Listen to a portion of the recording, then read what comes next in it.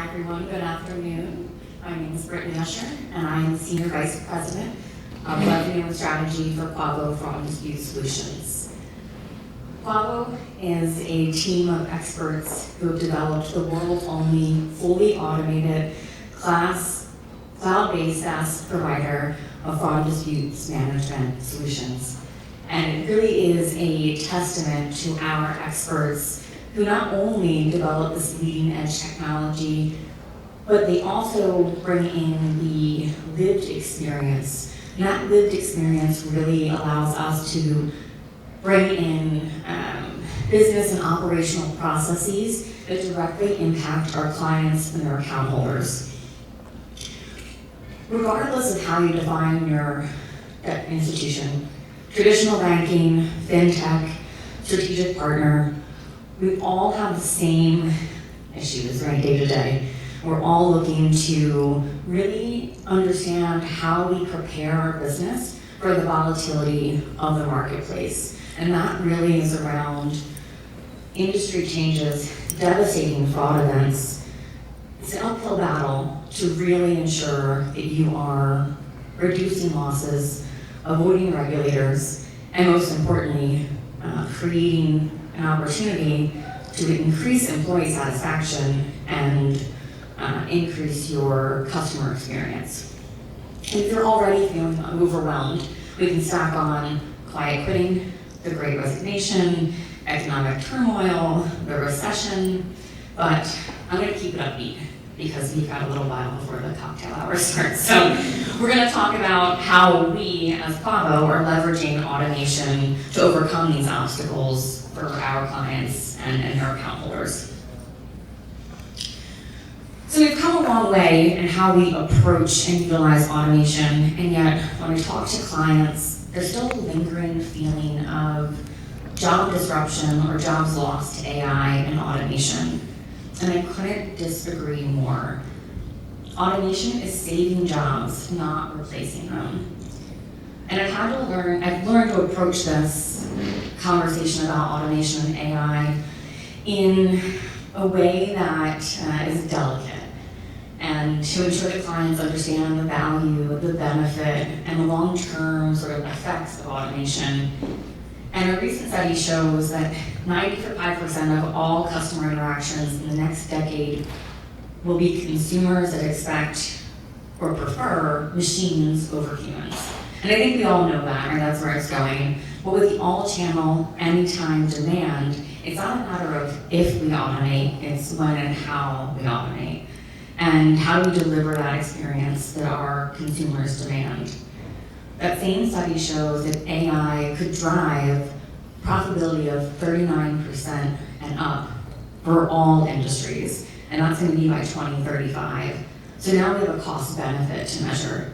And if there's still hesitation, ADP put out a study a few years ago that said that half of all modern employees actually prefer the replacement of repetitive work with automation. So now my approach is this: leverage automation to create meaningful roles that attract, retain, and essentially you're training that talent. And the current job market and resource churn are proof of that. We have a responsibility to remove compulsory tasks and create meaningful work to retain that talent.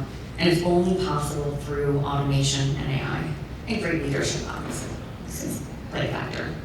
So up here you'll see McKinsey and Company recently reported the lack of meaningful work was in the top 3 reasons that people were quitting their jobs. People are willing to risk their careers and make less money to have meaningful work. And these numbers start to become even more real when you have a fraudulent attack or activity on your account, and you call into a call center, and the wait time's 45 minutes to 3 hours. So now, that same obligation is applied to our consumers. How are we going to solve this problem when it seems like there's no end in sight? It's also important to focus on the larger long-term impact, and that is that 65% of the folks that are leaving these jobs don't return to the same industry. So now we look at as a community of fintechs and FIs, And we have a responsibility to each other, because now I'm no longer worried about my best analyst or operational manager or my future leaders going to another fintech.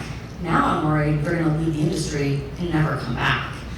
And that's terrifying, right? We're losing valuable resources every single day. So now that we're aware and we're informed, we collectively as a community continue to lose these resources. How do we pivot and approach that in this economic uncertainty? So we'll head over to the next slide here.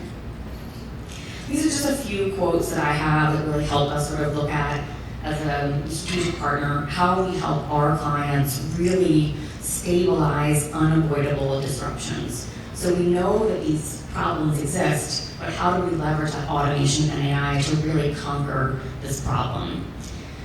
So we'll throw a few unavoidables out there. We've got resource churn.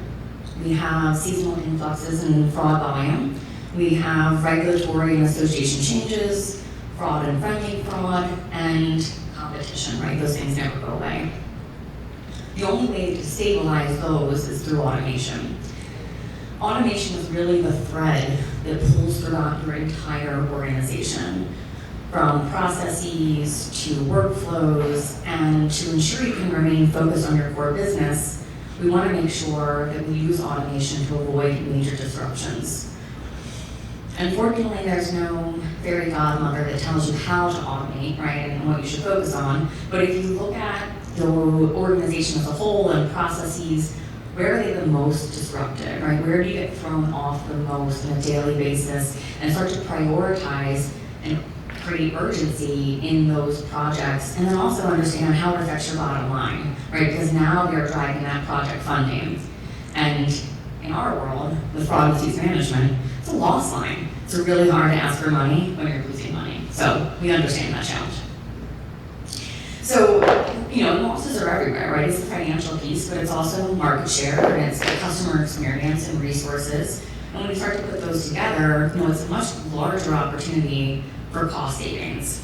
So, to wrap this up, regardless of the project, we really need to ask ourselves the same question. The driver for automation should be clear, it should be transparent, it should be consistent.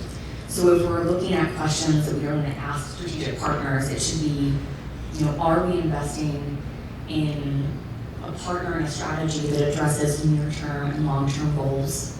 Does our plan create and promote fluid change for the demand of the industry? Will the investment give us an advantage now and in future competition? And does the project align with our culture and our values?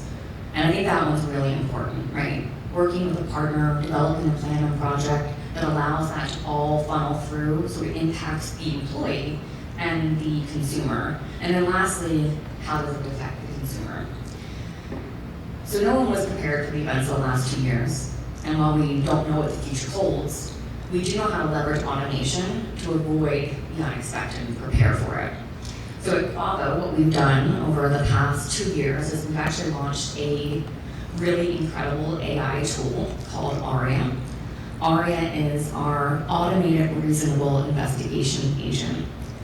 Aria is able to use fraud scoring to determine in real time whether an account holder is experiencing true fraud or if a friendly fraud scenario is at play.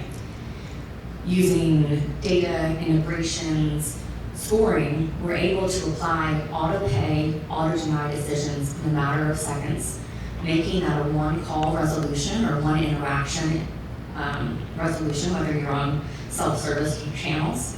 Now, as an account holder, I'm made whole immediately. I can go about my business, and then the rest of the recovery and resolution happens in the background with the FI. So everybody wins. And we've never had to send this to an investigator. We know that it's not meaningful work. We know that it's true fraud. We know that it's familiar fraud. So again, create meaningful roles to train, retain, and attract talent. It's going to be the best win for everybody. So I will leave you with a short video of Aria so you can see what I'm talking about. But thank you all for the time today. I appreciate it.